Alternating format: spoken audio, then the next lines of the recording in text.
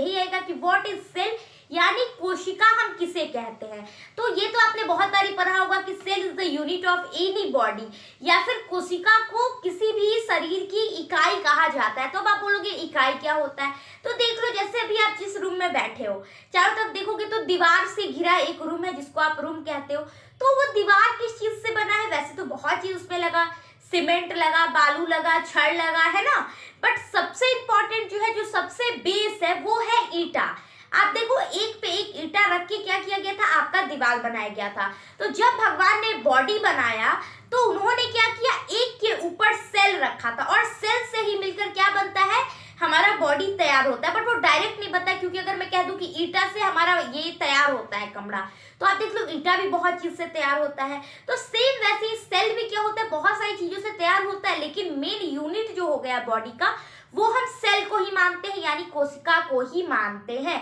तो ये तो क्लियर हो गया कि हमारा जो बॉडी है वो किस चीज से मिलकर बना है, सेल से ही बना है। और ये नहीं कि सिर्फ हमारा ही बॉडी, चाहे वो पेड़ पौधा हो, जानवर हो, यानी कोई भी चीज जिसकी बॉडी है, जो लिविंग थिंग्स है, जो सजीव है, उनका क्या है कि जो यूनिट है वो सेल ही है, यानी उनका सारा शरीर सेल से ही बना हुआ है। ये क्लियर हो गया। अब हम बात करते हैं कि सेल का वैज्ञानिक नाम क्या है, क्योंकि सेल तो उसको हम इंग्लिश में बोलते हैं, जिस तरीके से हिंदी में कोशिका बोलते हैं, बट जब क्योंकि हम साइंस पढ़ रहे हैं तो सारी चीजों का हमें साइंटिफिक नेम भी पता होना चाहिए। तो सेल का जो साइंटिफिक नेम है वो है साइटो।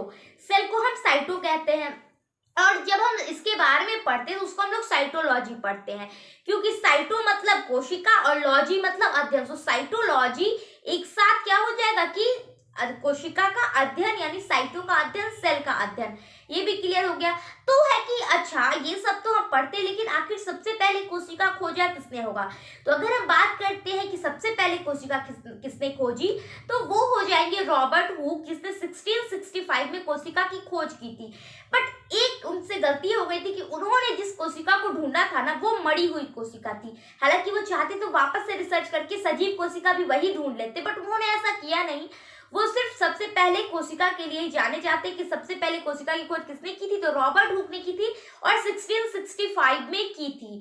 अब हम बात करते हैं कि फिर जीवित कोशिका को किसने खोजा होगा।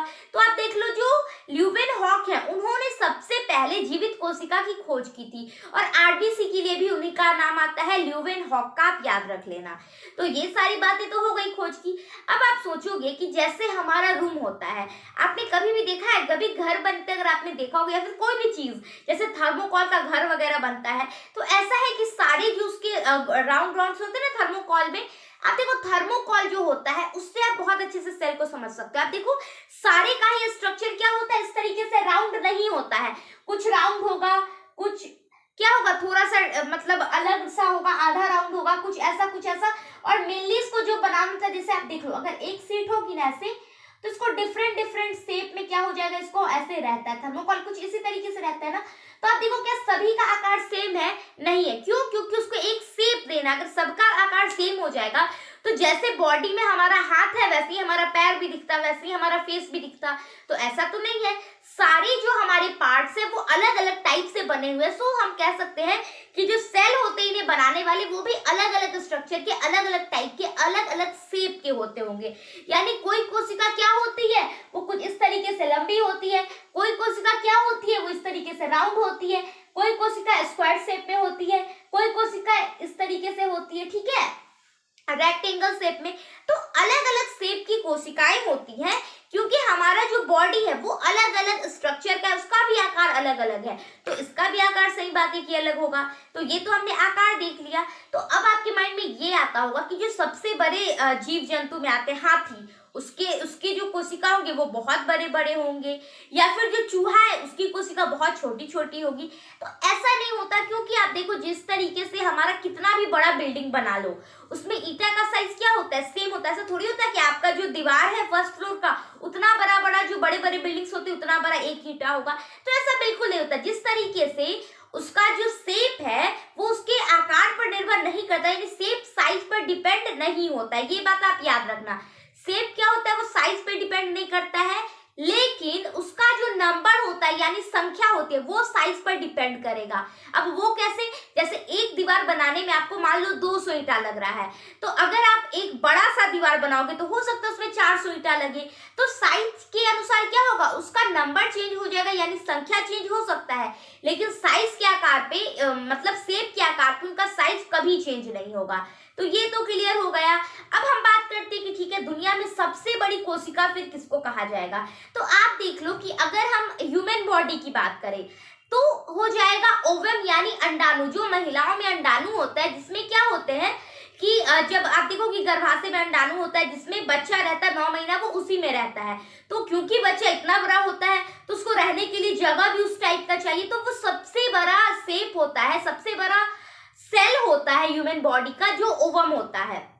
और ठीक इसके विपरीत जो सबसे छोटा सेल होता है उसको कहते हैं शुक्राणु, यानी स्पर्म। वो मेल में बेसिकली ज्यादा होता है, स्पर्म सभी को पता है। तो स्पर्म किस में हो जाएगा, मेल में हो जाएगा, और ओवम हो जाएगा फीमेल में। ये क्लियर हो गया। अब बात आती है सबसे बड़ा, हमने देख लिया, छोटा देख लिया, बट लंबा। जैसे आप देखो कि अगर हम हाथी और जिराफ को देखें तो हाथी क्या है, बड़ा जानवर है, और जो जिराफ है वो लंबा जानवर है। तो लंबा और बड़ा में अंतर होता है। तो सबसे बड़ा कोशिका पूछा जाए तो वो होगा ओवम। ऐसा थोड़ी बच्चा इतना पतला सा लंबा सा होता है, स्नेक थोड़ी है, इंसान है, तो वो तो लंबा चौड़ा सब शेप में होगा। तो इसलिए ओवम जो होता है वो बड़ा में आता है।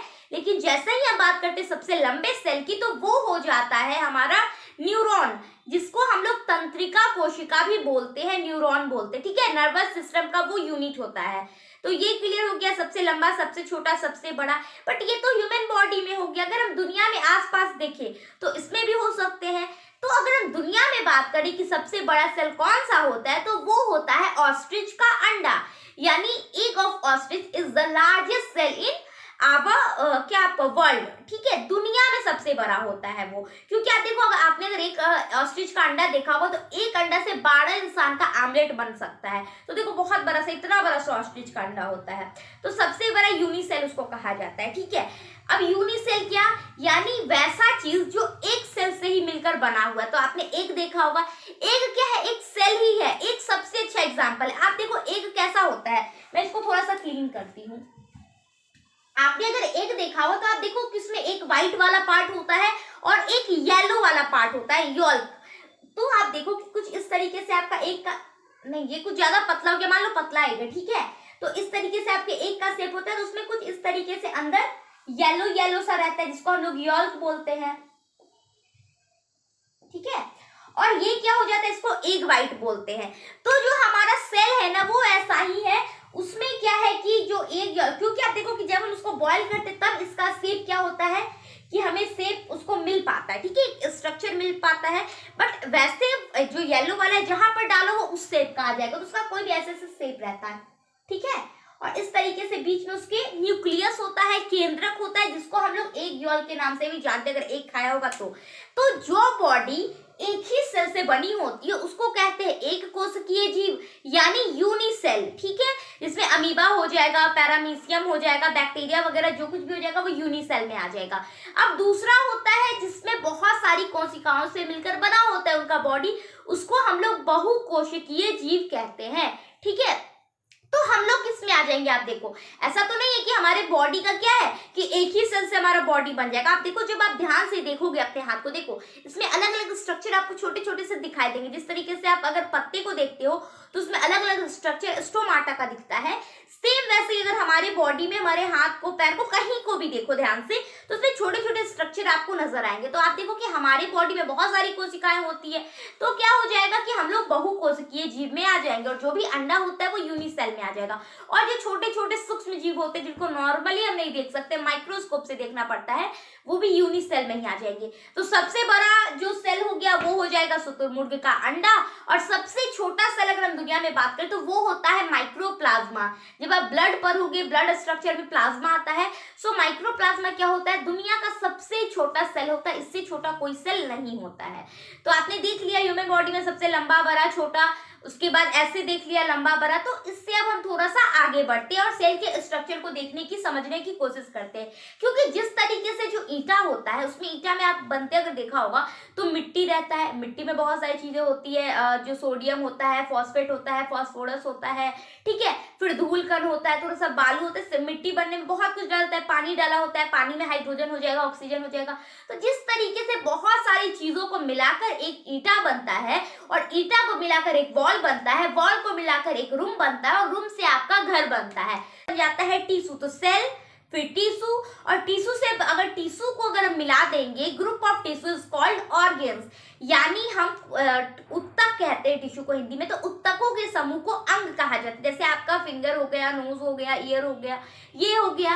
अब क्या होता है, अंग से अंग तंत्र का निर्माण होता है, यानी ऑर्गन सिस्टम का निर्माण होता है। जैसे आप देख लो कि क्या होता है कि हमारा सर्कुलेटरी सिस्टम होता है, डाइजेस्टिव सिस्टम होता है। तो जो भी सिस्टम होता है वो ऑर्गन्स को मिलाकर ही बनता है। तो ये क्लियर हो गया। और इन सारी चीजों को जब हम मिलाते हैं तो एक बॉडी तैयार होती है, चाहे वो हमारी बॉडी हो, आपकी बॉडी हो, या फिर चूहे की बॉडी हो, यानी कोई भी बॉडी तैयार होती है। यहाँ तक हमने देख लिया।